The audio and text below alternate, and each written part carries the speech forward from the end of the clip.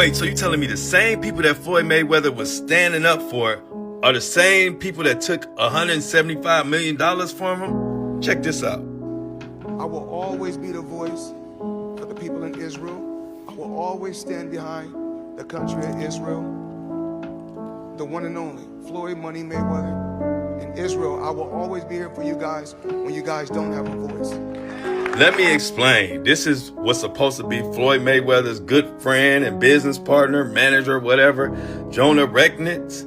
He is a big part of Israel, and allegedly, he is the manager who scammed Floyd out of all kinds of things, but namely, they took his jet.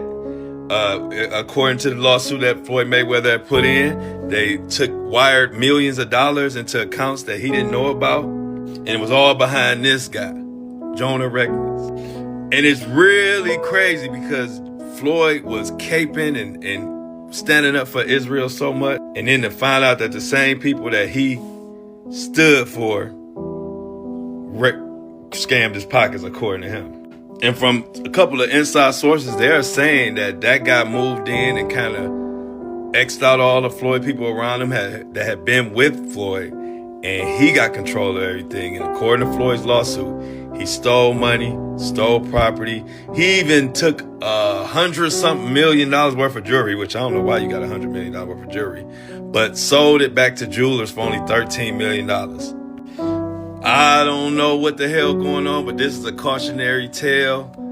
Do not trust everybody with their money, and this came back to bite Floyd in the butt, and I don't like it. What if I told you? This is a special ASLELS challenge for you, Floyd. If you can read one full page of a Harry Potter book, nigga, I'll give $750,000 to whatever charitable organization you want to. Fuck the bucket of ice, man.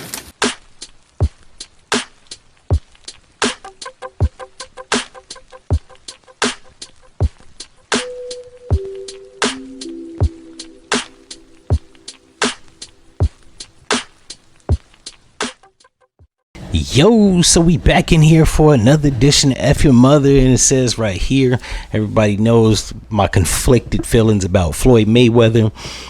So this ain't hate, this is just real shit.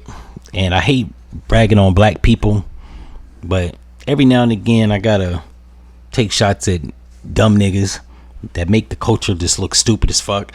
Now let me take that back. They make this self look stupid, but it's a damn hard second. It says right here, Floyd Mayweather has filed a huge $175 million lawsuit against former associates for making investments without his consent. $7.5 million in investments that never existed. 15 million real estate investments transferred without his approval. Paperwork that tricked him into, and they put the quotations, tricked him into signing away ownership of his private jet. Now, being by this is a nigga that can't read functionally, and 50 Cent was clowning his ass, he probably should have took some fucking reading classes.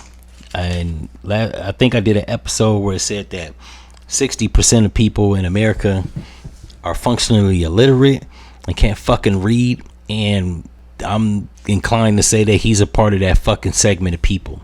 And as a black person, I try to be, you know what, fuck that, I'm not even gonna placate. I'm a cynical podcaster, and it's not nobody's business to know how to fucking read but you. If you don't know how to read, fuck you. You had 12 years, or was it 12 years? I don't know. You had fucking 13 grades to get it right if you went to kindergarten.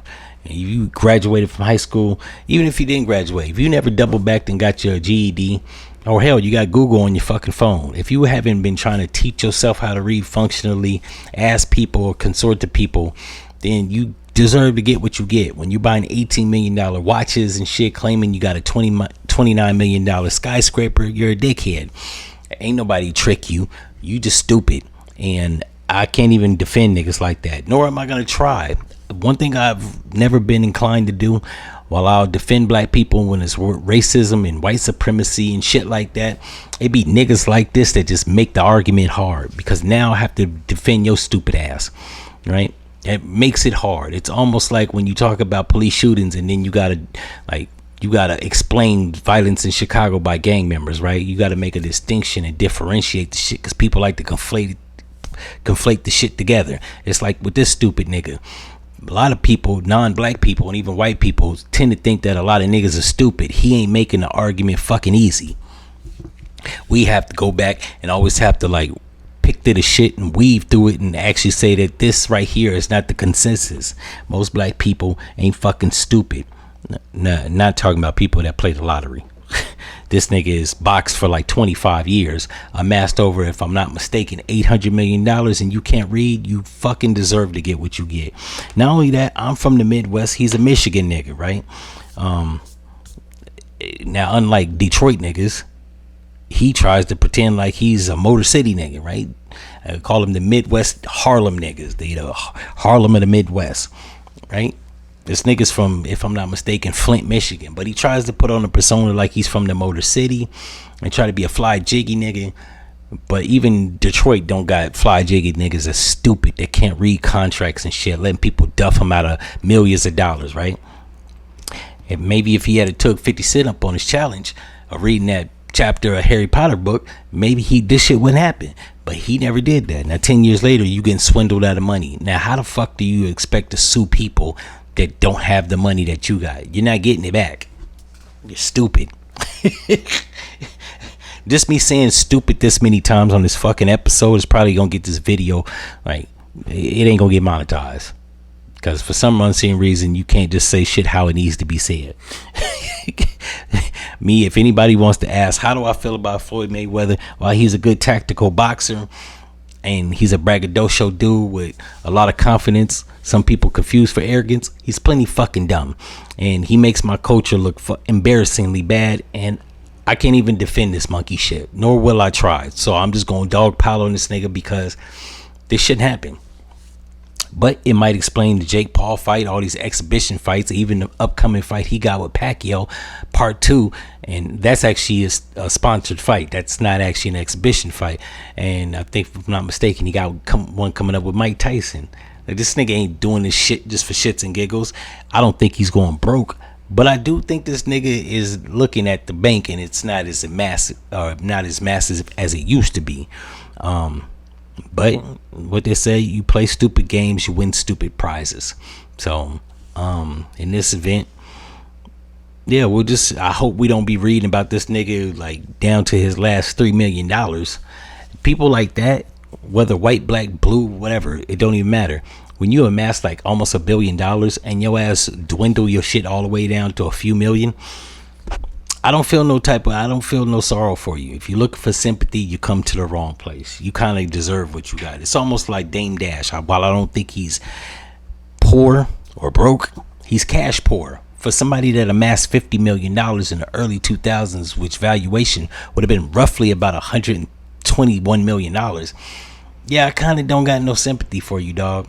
You should have took some financial literacy classes. The fact that you didn't, in the words of Martin, you brung it on yourself. Like I said, I hope we don't be reading about this nigga in the poorhouse, or, you know what I'm saying, going back to professional boxing just to continue living. Because I will make an episode and mock this nigga. I'm gonna just keep it real. In any event, if y'all niggas like this episode, you know what to do, and I'm out.